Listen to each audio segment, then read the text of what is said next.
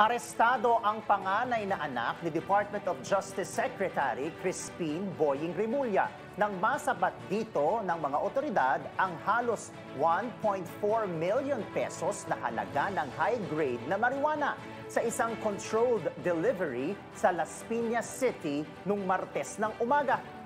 Kinilala ng Las Piñas City Police ang suspect na si Juanito Jose Diaz Remulla III, 38 years old at residente ng Poblete Street, Gaha, BF Homes, Parañaque City.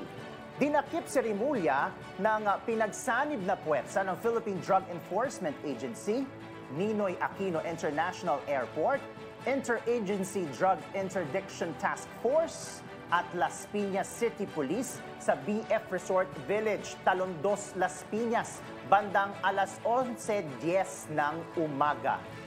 Nauna rito, may natanggap na impormasyon ang mga otoridad hinggil sa isang parcel na nakapangalan kay Remulla mula sa isang Benjamin Hoffman na hinihinalang naglalaman ng iligal na droga.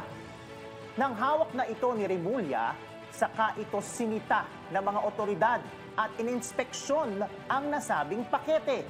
Bumulaga ang laman nito na nasa 937 na gramo ng kush o high-grade marijuana na may street value na 1,311,800 pesos.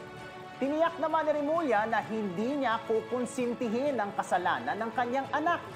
Sa isang statement, sinabi ng kalihim na hindi siya mangingialam o gagamit ng impluwensya sa investigasyon sa kaso.